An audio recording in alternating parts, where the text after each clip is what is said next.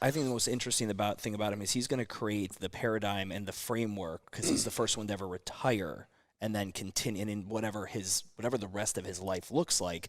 It's not just I want to be Matt Frazier and win the CrossFit Games now for an up and coming person. It's I want to then ascend to whatever that is because. You look at Fro, he's done his thing, and he's got some other companies and stuff. And I always thought this with games like that. I didn't know anyone or anything like that, but I was like, you have this amazing moment in time. And for most of those people, it's a quick moment in time. Not know how to monetize it afterwards. Correct, yeah. And I mean, just like NFL players don't know how to manage their money when they're in it, and that's why so many end up broke, and you see these, 30 for 30s on them. In your experience in watching, I hate saying the word kids, but do they, when they're in the moment, do you think they understand it or they're just so locked on the prize? Depends how old you are. Yeah. And what your previous experience is. It's big. And, look at what Morning Chalk Up has been doing, talking about all the social media grossness. Like, that's gross. To be a woman, and it's just disgusting. I have a comment. I will never, ever like or comment on one of the athletes I follow who has, is in her, selling something or in like sexy socks or something, I just don't do it. I don't feed that wolf.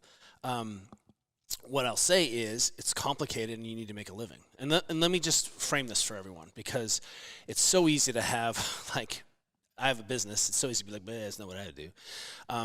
I have a ton of Red Bull friends, like so many Red Bull athletes who Red Bull supports them, gives them athletic support, trains them, media attention, videos. They support esoteric sports, and it's a sugar company. Red Bull's not great. It's not a great product. It's a real problem. There's dissonance. And I'm like, wouldn't it be great if you could just say no to Red Bull? And then my wife and I met because of Camel cigarettes. Because Camel South Africa sponsored our World Championships, and Camel was written all over everything. And guess who had zero compunction when I was a 24-year-old kid? You had Joe Cool everywhere. Man, I was like, Camel's the best. I mean, yeah, we're just killing people, but I met my wife, and I'm in Chile, so it's a slippery slope as an athlete who's broke and doesn't have many choices. How do I feed myself?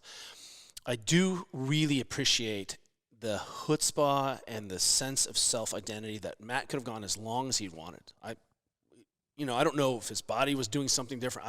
Who knows? It doesn't matter. The fact that he was like, I got out of this what I need, so much respect.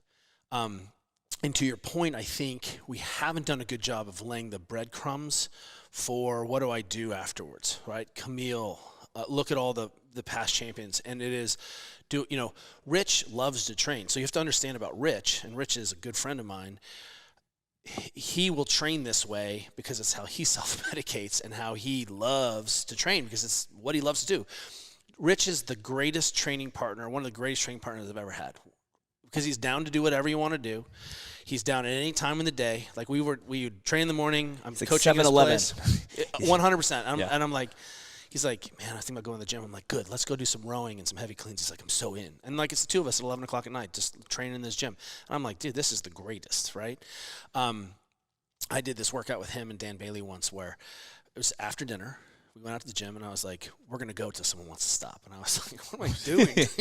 And it was like heavy cleans with a med ball. You're like, so we're going until I say we're going to stop. Right, yeah. That's right. I'm bored. Yeah, you guys bored? I'm bored. I'm good. You guys good? And it was so great. They did way more reps than I did. They did way faster than I did. And then we're all at one point, we're like, good, yeah.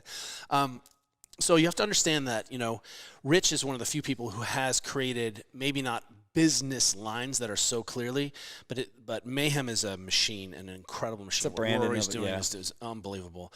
And if you have to look at training with Rich as a program, all of these other things that he does, and that he has created a second life. Every professional athlete's going to retire twice. You're going to retire from your sport, and then you have to retire from the job you did after your sport, because very few of them ever make enough money to really retire. Completely You just don't. it Takes so much money to do that. Forrest Griffin, another fighter, is a friend of ours, and someone was interviewing him, and they were like, "What's it like to be a millionaire?" And he's like, "Oh no, I'm a millionaire. I have a few millions. That's not the same thing as being a millionaire. That's not the same thing. He still drives the car that Dana gave him from winning Ultimate Fighter, which is like a Scion XB. He drives that still, right? He has a Range Rover and lives in a house in Vegas, but he still drives that car, and he still works. So what I really appreciate that Matt did, and I think Matt actually could have done it better, he could have taken his last year and launched a channel with Sammy, Feeding the Fraziers, and started, but also that guy was really busy doing something else, like being the best in the world. But what we should be looking at is, who he partnered with. Steffi and Hayden are two of the greatest people on the planet of hybrid athletics. He went right to them. They've created this super, thing. And those guys are great humans. And then the breadcrumb is, if you're a champion, you should be figuring out how to do that. Annie always had a gym. I think it's easy to forget that Annie owned CrossFit, Reykjavik.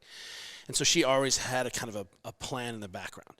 But a lot of people don't. And that is a testament to how young our sport was, and that we're making the same mistakes 1,000 times, that we're not using this opportunity to set ourselves up for another business or seed something else.